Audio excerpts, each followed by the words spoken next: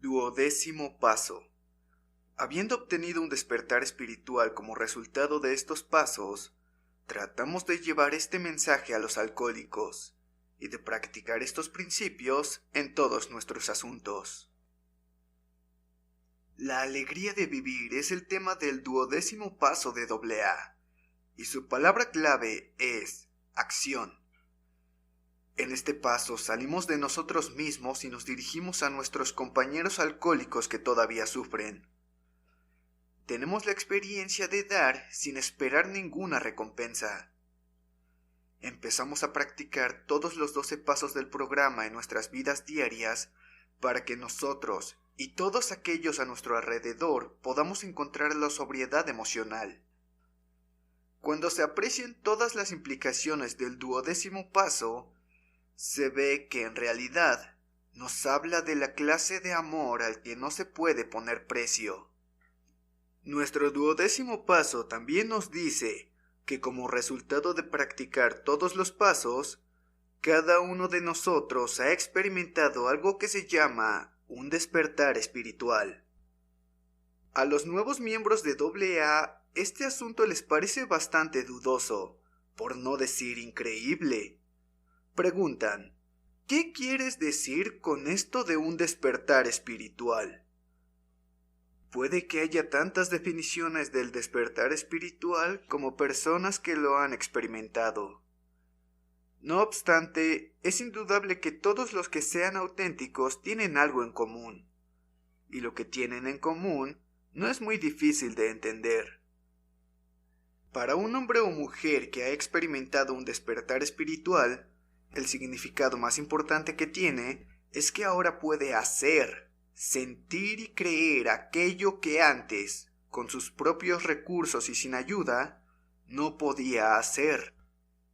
Se le ha concedido un don que le produce un nuevo estado de conciencia y una nueva forma de ser. Se encuentra en un camino que le indica que lo llevará a un destino seguro, que la vida no es un callejón sin salida, ni algo que habrá de soportar o dominar. Ha sido realmente transformado, porque se ha aferrado a una fuente de fortaleza de la que antes, de una u otra forma, se había privado. Se da cuenta de que ha adquirido un grado de honradez, tolerancia, generosidad, paz de espíritu y amor que antes le parecía inalcanzable. Lo que ha recibido se le ha dado gratis. Sin embargo, por lo general se ha preparado, al menos en parte, para recibirlo. En AA, la forma de prepararse para recibir este don radica en la práctica de los 12 pasos de nuestro programa. Por lo tanto, vamos a considerar brevemente lo que hemos estado intentando hacer hasta este punto. El primer paso nos enseñó una paradoja asombrosa. Descubrimos que éramos totalmente incapaces de librarnos de la obsesión alcohólica mientras no admitiéramos que éramos impotentes ante el alcohol. En el segundo paso, vimos que, ya que no podíamos recuperar por nosotros mismos el sano juicio, algún poder superior forzosamente tendría que devolvérnoslo, si habíamos de sobrevivir. Por consiguiente, en el tercer paso entregamos nuestras voluntades y nuestras vidas al cuidado de Dios tal como cada cual lo concibiera. Los que éramos ateos o agnósticos descubrimos que, provisionalmente, nuestro grupo o AA como un todo nos podía servir de poder superior. Con el cuarto paso comenzamos a intentar identificar en nosotros mismos las cosas que nos habían llevado a la bancarrota física, moral y espiritual. Hicimos sin miedo un minucioso inventario moral. Al considerar el quinto paso, llegamos a la conclusión de que un inventario hecho a solas no sería suficiente. Supimos que tendríamos que abandonar la costumbre mortal de vivir a solas con nuestros conflictos, y con toda sinceridad confesárselos a Dios y a otro ser humano. Muchos de nosotros nos resistimos a dar el sexto paso, por el simple motivo práctico de no querer que se nos eliminasen todos nuestros defectos de carácter. porque todavía nos sentíamos encantados con algunos de ellos. No obstante, nos dimos cuenta de que tendríamos que ajustarnos de alguna forma al principio fundamental del sexto paso. Por consiguiente, decidimos que, aunque todavía teníamos algunos defectos de carácter a los que no queríamos renunciar, no obstante, debíamos dejar de aferrarnos a ellos de una forma obstinada y rebelde. Nos dijimos a nosotros mismos, tal vez esto no lo puedo hacer hoy, pero puedo dejar de gritar, ¡no! ¡Nunca! Luego, en el séptimo paso, pedimos humildemente a Dios que eliminase nuestros defectos según le conviniera y de acuerdo con las condiciones del día en que se lo pedimos. En el octavo paso, seguíamos poniendo nuestras casas en orden, porque nos dábamos cuenta de que estábamos en conflicto no solamente con nosotros mismos, sino también con la gente y las circunstancias del mundo en que vivíamos. Teníamos que hacer las paces, y por lo tanto, hicimos una lista de las personas a quienes habíamos causado daño, y llegamos a estar dispuestos a hacer enmiendas. Consecuentemente, en el noveno paso, nos pusimos a hacer las enmiendas directamente a las personas afectadas, excepto cuando el hacerlo pudiera perjudicar a ellos o a otras personas. Llegados al décimo paso, ya habíamos sentado las bases para nuestra vida diaria, y nos dimos cuenta claramente de que tendríamos que seguir haciendo nuestro inventario personal y que cuando nos equivocáramos deberíamos admitirlo inmediatamente. En el 11º paso vimos que, si un poder superior nos había devuelto el sano juicio y nos había hecho posible vivir con alguna tranquilidad de espíritu en un mundo gravemente trastornado, valdría la pena conocerlo mejor por el contacto más directo que nos fuera posible.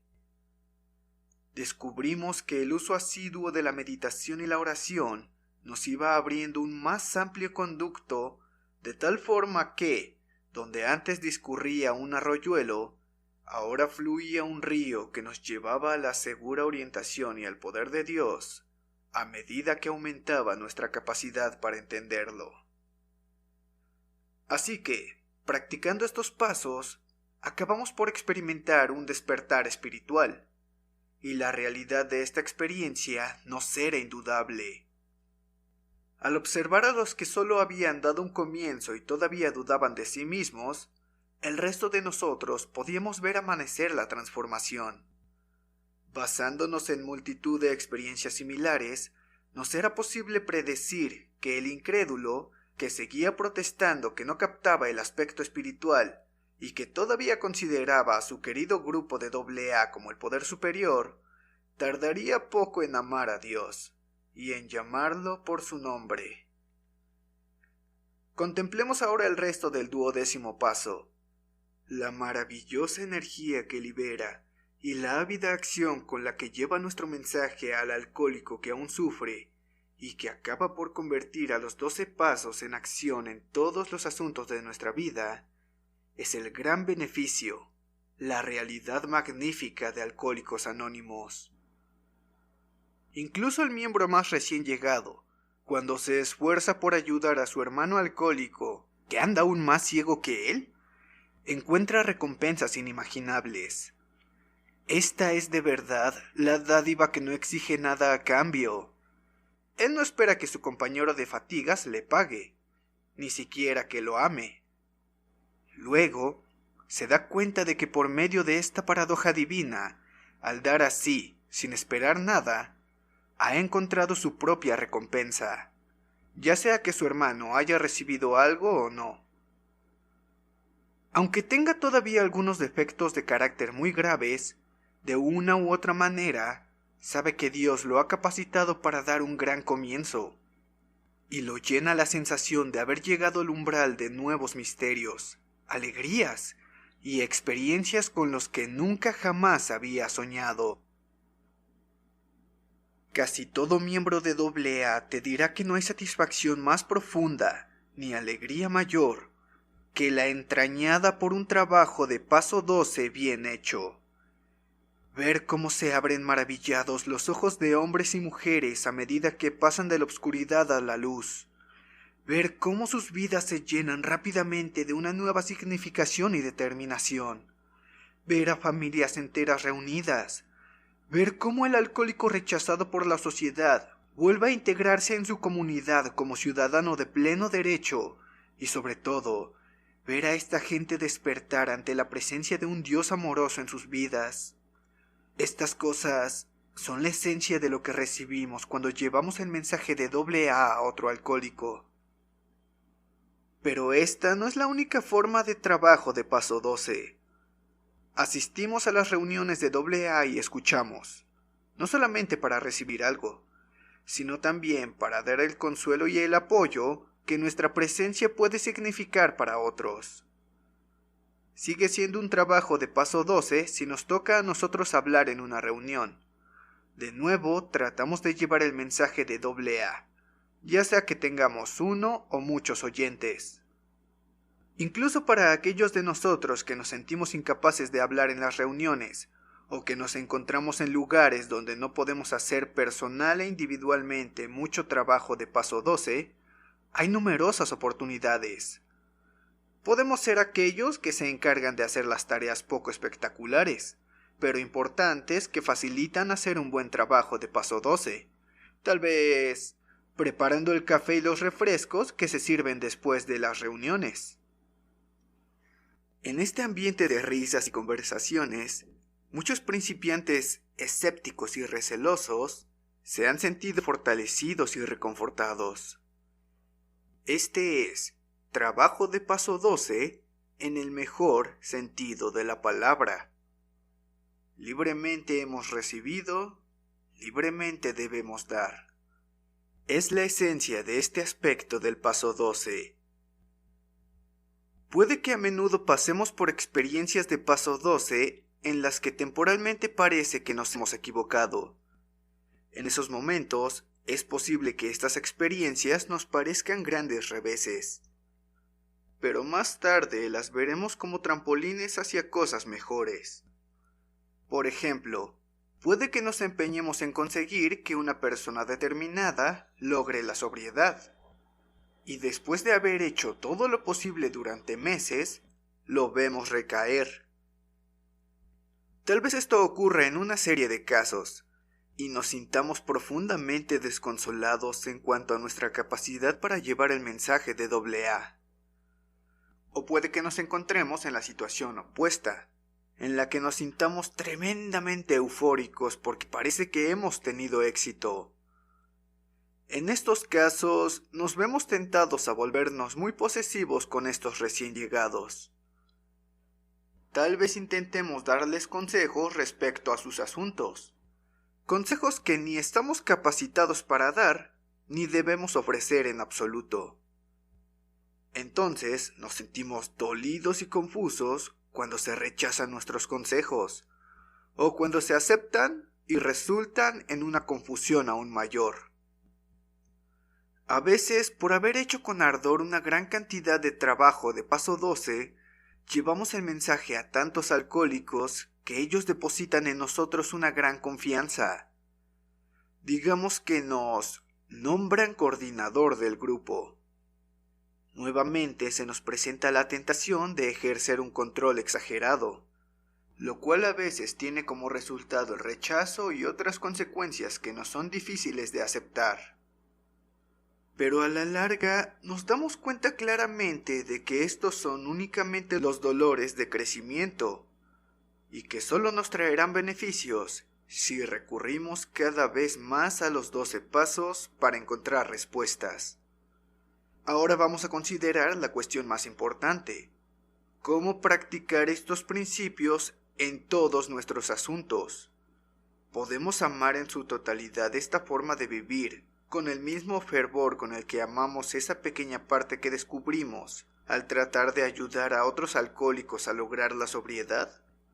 ¿Podemos llevar a nuestras desordenadas vidas familiares el mismo espíritu de amor y tolerancia que llevamos a nuestro grupo de AA? podemos tener en estas personas contagiadas y a veces desquiciadas por nuestra enfermedad la misma confianza y fe que tenemos en nuestros padrinos? ¿Podemos realmente llevar el espíritu de AA a nuestro trabajo diario? ¿Podemos cumplir con nuestras recién reconocidas responsabilidades ante el mundo en general? ¿Podemos dedicarnos a la religión que hemos escogido con una nueva resolución y devoción? ¿Podemos encontrar una nueva alegría de vivir al tratar de hacer algo respecto a todas estas cosas? Además, ¿cómo vamos a enfrentarnos con los aparentes fracasos o éxitos? ¿Podemos ahora aceptar y ajustarnos a cualquiera de ellos sin desesperación ni arrogancia?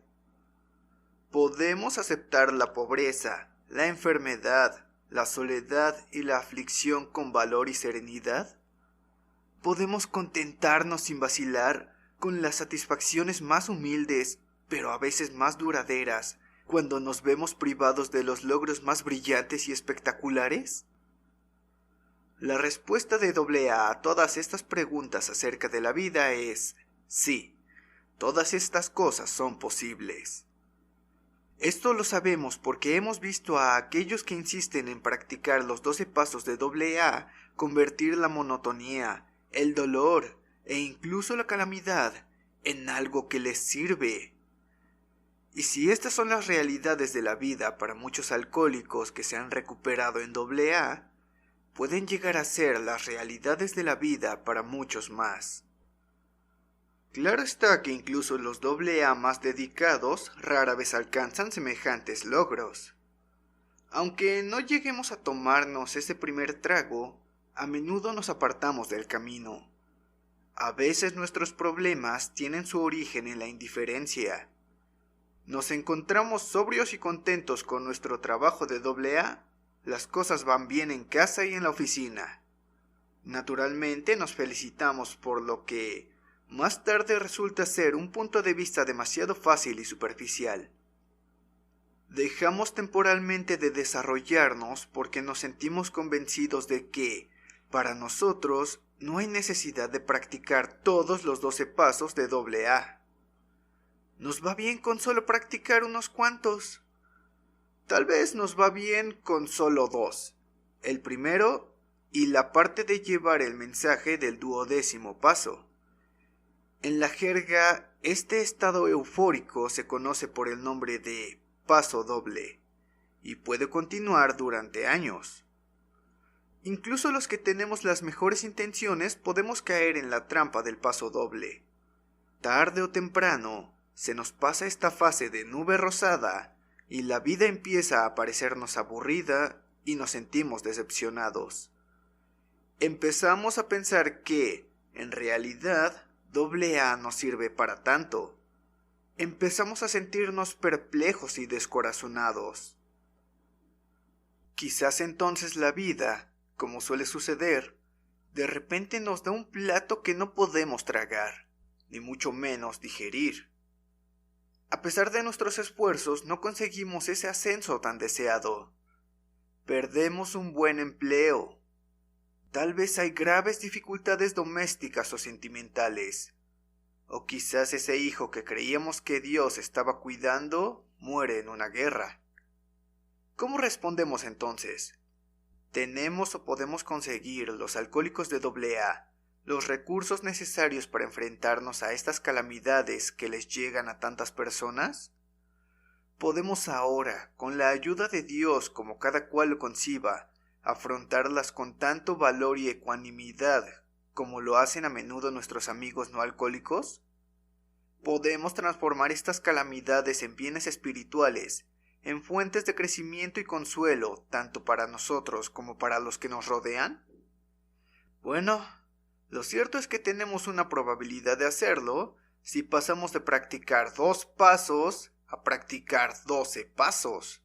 Si estamos dispuestos para recibir la gracia de Dios que nos puede fortalecer y sostener ante cualquier catástrofe. Nuestros problemas básicos son los mismos que tiene todo el mundo. Pero cuando se hace un esfuerzo sincero para practicar estos principios en todos nuestros asuntos, Los AA bien arraigados en el programa parecen tener la capacidad, por la gracia de Dios, para tomar sus problemas con calma y convertirlos en muestras de fe.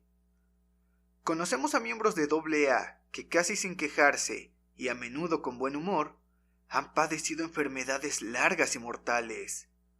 Hemos visto a familias desgarradas por malentendidos, tensiones e infidelidades volver a reconciliarse gracias a la manera de vivir de AA. Aunque la mayoría de los AA suelen ganarse bien la vida, tenemos algunos miembros que nunca llegan a restablecerse económicamente, y otros que tropiezan con severos reveses financieros. Por lo general, estas circunstancias se encaran con entereza y fe. Como la mayoría de la gente, hemos descubierto que podemos aguantar los grandes contratiempos según se nos presentan. Pero también, al igual que otros, para nosotros las pruebas más duras a menudo se encuentran en los problemas cotidianos más pequeños. Nuestra solución está en desarrollarnos espiritualmente cada vez más. Solo por este medio podemos aumentar nuestras probabilidades de vivir una vida verdaderamente feliz y útil. A medida que nos desarrollamos espiritualmente, nos damos cuenta de que nuestras viejas actitudes hacia nuestros instintos tienen que pasar por una transformación drástica. Nuestros deseos de seguridad emocional y riqueza, poder y prestigio personal, de relaciones sentimentales y de satisfacciones familiares. Todos estos deseos tienen que ser templados y reorientados. Hemos llegado a reconocer que la satisfacción de nuestros instintos no puede ser el único objetivo y fin de nuestra vida. Si anteponemos nuestros instintos a todo lo demás, hemos empezado la casa por el tejado, y nos veremos arrastrados hacia atrás, hacia la desilusión. Pero cuando estamos dispuestos a anteponer a todo el desarrollo espiritual, entonces y solo entonces, tenemos una verdadera posibilidad de vivir bien. Después de unirnos a AA, si seguimos desarrollándonos, nuestras actitudes y acciones respecto a la seguridad, tanto emocional como la económica, empiezan a cambiar profundamente. Nuestras exigencias de seguridad emocional, de salirnos con la nuestra, siempre nos han forjado relaciones poco viables con otra gente. Aunque a veces estábamos completamente inconscientes de la dinámica, siempre teníamos el mismo resultado. O bien, habíamos intentado hacer el papel de Dios y dominar a aquellos que nos rodeaban, o bien, habíamos insistido en tener una dependencia exagerada de ellos. Cuando la gente, durante una temporada, nos había permitido que les dirigiéramos la vida, como si fueran niños, nos habíamos sentido felices y seguros de nosotros mismos. Pero cuando por fin se rebelan o huían, era amargo el dolor y el desengaño que sufríamos. Les echábamos la culpa a ellos, porque no podíamos ver que nuestras exigencias excesivas habían sido la causa. Cuando por el contrario exigíamos que la gente nos protegiera y nos cuidara como si fuéramos niños, o insistíamos en que el mundo nos debía algo, los resultados eran igualmente desastrosos. A menudo esto causaba que nuestros seres más queridos se alejaran de nosotros o nos abandonaran completamente. Nuestra desilusión era difícil de aguantar. No podíamos imaginarnos que la gente nos tratara de esa manera. No pudimos ver que a pesar de ser mayores de edad, aún seguíamos comportándonos de una manera infantil, tratando de convertir a todo el mundo, amigos, esposas, maridos, incluso al mismo mundo, en padres protectores.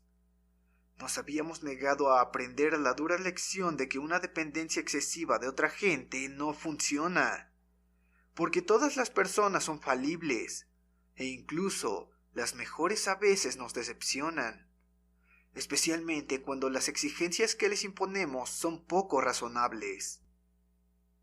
A medida que íbamos haciendo un progreso espiritual, llegamos a ver lo engañados que habíamos estado.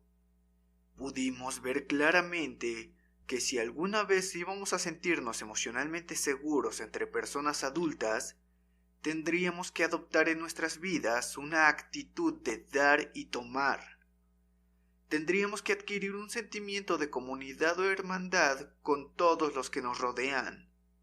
Nos dimos cuenta de que tendríamos que dar constantemente de nosotros mismos sin exigir nada a cambio. Cuando persistíamos en hacer esto, poco a poco empezábamos a notar que atraíamos a la gente como nunca, e incluso si nos decepcionaban, podíamos ser comprensivos y no sentirnos seriamente afectados. Al desarrollarnos aún más, descubrimos que la mejor fuente posible de estabilidad emocional era el mismo Dios. Vimos que la dependencia de su perfecta justicia, perdón y amor era saludable y que funcionaría cuando todo lo demás nos fallara. Si realmente dependíamos de Dios, no nos sería posible hacer el papel de Dios con nuestros compañeros, ni sentiríamos el deseo urgente de depender totalmente de la protección y cuidado humanos. Estas eran las nuevas actitudes que acabaron dándonos una fortaleza y una paz internas que ni los fallos de los demás, ni cualquier calamidad ajena a nuestra responsabilidad podrían hacer tambalear. Llegamos a darnos cuenta de que esta nueva actitud era algo especialmente necesario para nosotros los alcohólicos, porque el alcoholismo nos había creado una existencia muy solitaria, aunque hubiéramos estado rodeados de gente que nos quería. Pero cuando la obstinación había alejado a todo el mundo y nuestro aislamiento llegó a ser total, acabamos haciendo el papel de personajes en cantinas baratas para luego salir solos a la calle a depender de la caridad de los transeúntes. Todavía intentábamos encontrar la seguridad emocional dominando a los demás o dependiendo de ellos. E incluso los que, a pesar de no haber caído tan bajo, nos encontrábamos solos en el mundo, seguíamos intentando en vano lograr la seguridad por medio de una forma malsana de dominación o dependencia. Para los que éramos así, Alcohólicos Anónimos tenía un significado muy especial. Mediante AA empezamos a aprender a relacionarnos apropiadamente con la gente que nos comprende. Ya no tenemos que estar solos. La mayoría de las personas casadas que están en AA tienen hogares felices. Hasta un grado sorprendente, AA ha compensado los deterioros de la vida familiar ocasionados por años de alcoholismo. Pero al igual que otras sociedades, tenemos problemas sexuales y matrimoniales, y a veces son angustiosamente graves. No obstante, rara vez vemos rupturas o separaciones matrimoniales permanentes en AA. Nuestro principal problema no está en cómo seguir casados, sino en cómo llevar una vida conyugal más feliz, eliminando los graves trastornos emocionales que a menudo se derivan del alcoholismo. Casi todo ser humano, en algún momento de la vida, experimenta un deseo apremiante de encontrar una pareja del sexo opuesto, con quien unirse de la manera más plena posible, espiritual, mental, emocional y físicamente. Este poderoso impulso es la raíz de grandes logros humanos, una energía creativa que tiene una influencia profunda en nuestra vida. Dios nos hizo así. Entonces, nuestra pregunta es la siguiente: ¿cómo, por ignorancia, obsesión y obstinación, llegamos a abusar de este don para nuestra propia destrucción? Los AA no podemos pretender ofrecer respuestas definitivas a estas preguntas eternas, pero nuestra propia experiencia nos sugiere ciertas respuestas que funcionan para nosotros.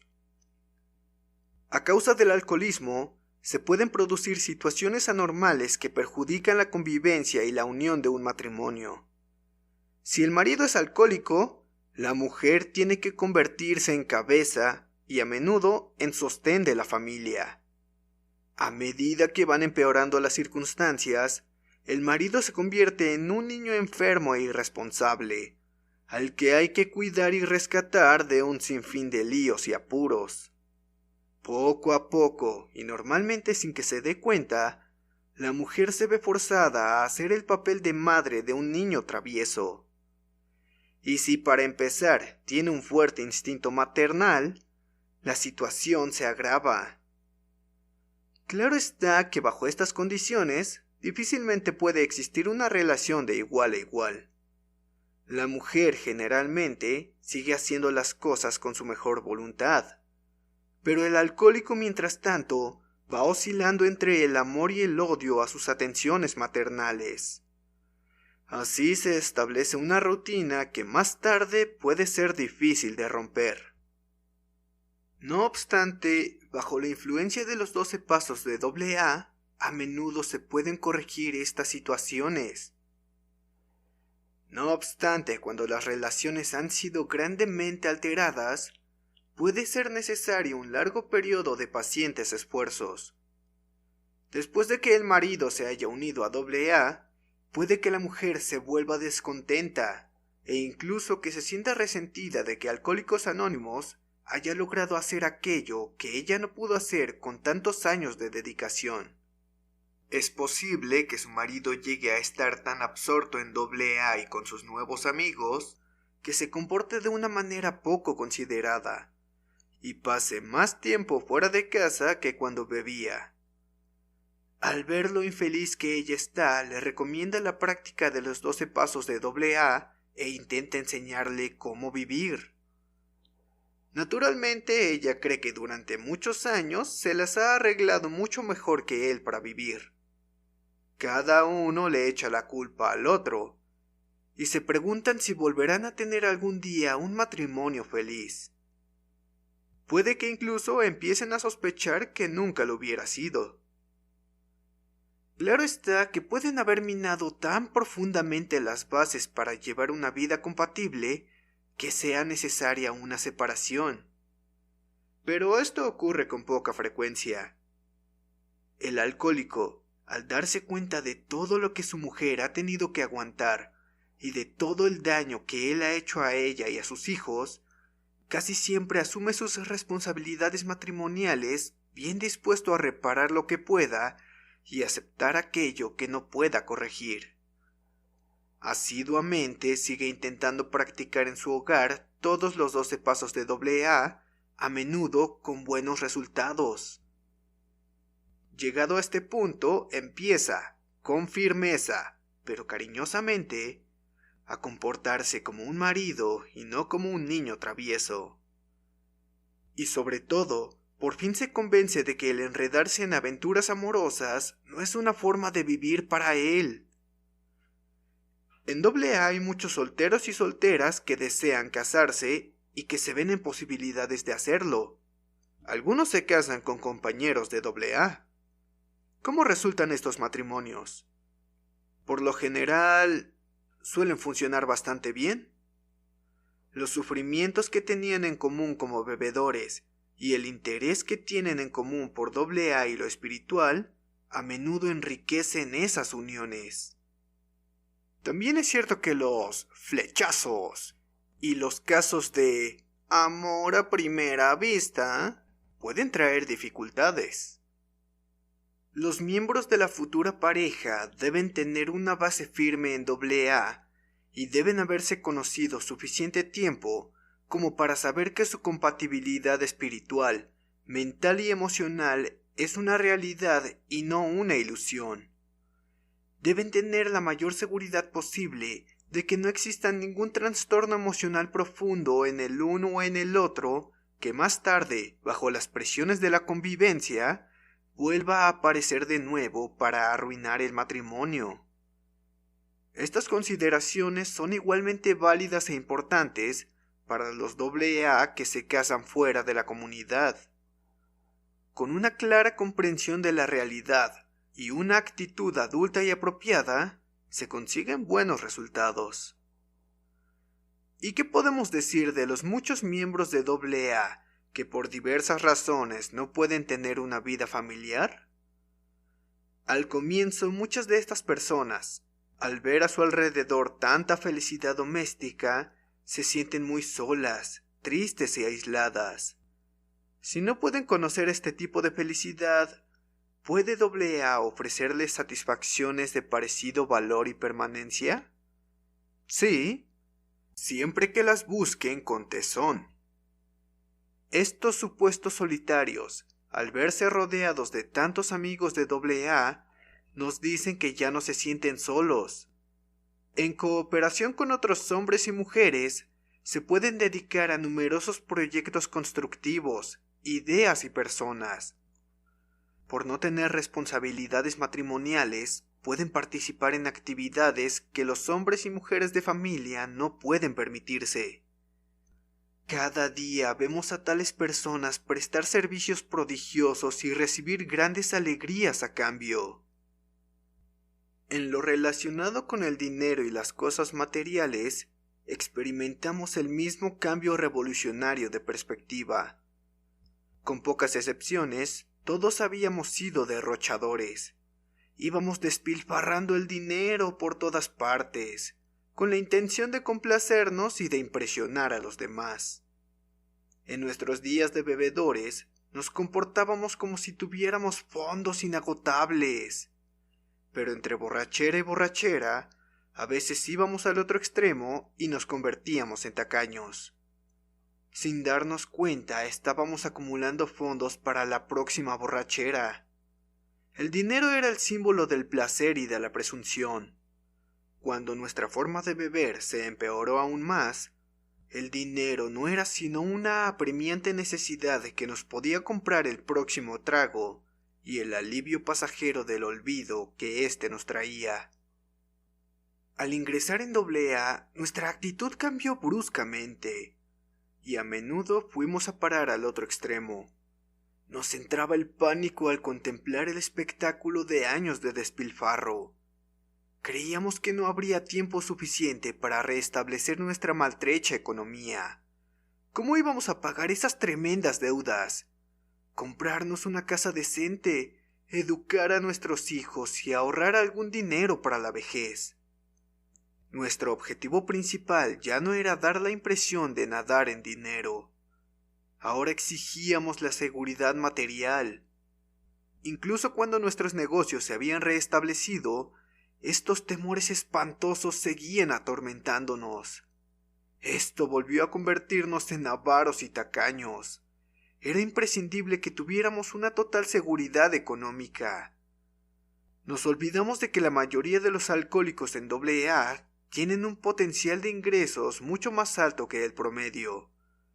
Nos olvidamos de la inmensa buena voluntad de nuestros hermanos en AA que estaban muy deseosos de ayudarnos a conseguir mejores trabajos cuando los mereciéramos. Nos olvidamos de la inseguridad económica, real o posible, de todos los seres humanos del mundo. Y lo peor de todo, nos olvidamos de Dios. En los asuntos de dinero solo teníamos fe en nosotros mismos, e incluso esta era una fe muy pobre. Todo esto significaba que aún estábamos bastante desequilibrados. Mientras un trabajo nos siguiera pareciendo una mera forma de conseguir dinero y no una oportunidad de servir, mientras la adquisición de dinero para disfrutar de una independencia económica nos pareciera más importante que la justa dependencia de Dios, íbamos a seguir siendo víctimas de temores irracionales. Y estos temores nos harían imposible llevar una vida serena y útil, fueran cuales fueran nuestras circunstancias económicas. Pero con el paso del tiempo descubrimos que, con la ayuda de los 12 pasos de AA, podíamos librarnos de estos temores, sin importar cuáles fueran nuestras perspectivas económicas. Podíamos realizar alegremente tareas humildes sin preocuparnos por el mañana. Si, por suerte, nuestras circunstancias eran buenas, ya no vivíamos temiendo los reveses, porque habíamos llegado a saber que tales dificultades podrían ser transformadas en bienes espirituales. Lo que más nos importaba no era nuestra condición material, sino nuestra condición espiritual. Poco a poco el dinero pasó de ser nuestro dueño a ser nuestro servidor. Llegó a convertirse en un medio para intercambiar amor y servicio con aquellos que nos rodeaban. Cuando, con la ayuda de Dios, aceptamos serenamente nuestra suerte, nos dimos cuenta de que podíamos vivir en paz con nosotros mismos y enseñar a otros que aún sufrían los mismos temores, que ellos también podían superarlos. Llegamos a entender que liberarnos del temor era más importante que liberarnos de las inquietudes económicas. Detengámonos aquí un momento a considerar la mejora en nuestra actitud hacia los problemas de la importancia personal, el poder, la ambición y el liderazgo. Estos eran los escollos en los que muchos de nosotros naufragamos en nuestras carreras de bebedores. Casi todo muchacho sueña con llegar a ser presidente del país. Quiere ser el número 1 de la nación. Al hacerse mayor y ver la imposibilidad de realizarlo, puede sonreírse con buen humor recordando el sueño de su infancia. En años posteriores, descubre que la verdadera felicidad no se encuentra en intentar ser el número 1, ni ser uno de los primeros en la lucha desgarradora por el dinero, el sexo o el prestigio. Llega a saber que puede estar contento mientras juegue bien las cartas que la vida le ha repartido. Sigue siendo ambicioso, pero no de una manera absurda, porque ahora puede ver y aceptar la realidad de la vida. Está dispuesto a mantenerse en su justa proporción. Pero no sucede así con los alcohólicos. Cuando AA tenía pocos años de existencia, algunos psicólogos y doctores eminentes llevaron a cabo una investigación exhaustiva de un gran número de los llamados bebedores problema. Los médicos no intentaban determinar lo diferentes que éramos los unos de los otros. Trataban de identificar los rasgos de personalidad, si los hubiere, que este grupo de alcohólicos tenía en común. Llegaron a una conclusión que dejaba estupefactos a los miembros de AA de aquel entonces. Estos hombres distinguidos tuvieron la osadía de decir que la mayoría de los alcohólicos que habían examinado eran infantiles, emocionalmente hipersensibles y tenían delirios de grandeza. Qué resentidos estábamos ante este veredicto. Nos negábamos a creer que nuestros sueños adultos eran a menudo verdaderamente infantiles. Y al tener en cuenta la mala suerte que nos había tocado en la vida, nos parecía muy natural que fuéramos muy sensibles. En cuanto a nuestros delirios de grandeza, insistíamos en que sólo albergábamos una elevada y legítima ambición de ganar la batalla de la vida. No obstante, desde aquel entonces, la mayoría de nosotros hemos llegado a estar de acuerdo con aquellos doctores. Nos hemos parado a mirarnos más detenidamente a nosotros y a aquellos que nos rodean. Hemos visto que los temores e inquietudes irracionales eran los que nos impulsaban a dar importancia primordial en la vida al asunto de ganar la fama, el dinero y lo que para nosotros era el liderazgo. Así que el falso orgullo se convirtió en la otra cara de la ruinosa moneda temor. Teníamos que ser el número 1 para ocultar nuestro profundo sentimiento de inferioridad. Al tener alguno que otro éxito, alardeábamos de mayores grandezas futuras. Al sufrir alguna derrota, nos sentíamos amargados. Si teníamos poco éxito mundano, nos deprimíamos y nos acobardábamos. Entonces la gente decía que éramos seres inferiores. Pero ahora nos vemos como astillas de un mismo palo. En el fondo habíamos sido exageradamente temerosos. Daba lo mismo que nos hubiéramos sentado a las orillas de la vida bebiendo hasta sumirnos en el olvido, o que nos hubiéramos lanzado imprudente y obstinadamente a unas aguas agitadas casi sin saber nadar. El resultado fue el mismo. Todos nosotros por poco nos ahogamos en un mar de alcohol. Pero hoy día, para los AA que han alcanzado su madurez, estos impulsos deformados han vuelto a cobrar algo parecido a su verdadero objetivo y encauzamiento. Ya no nos esforzamos por dominar o imponernos a los que nos rodean para ganar prestigio. Ya no buscamos fama y honor para ser alabados.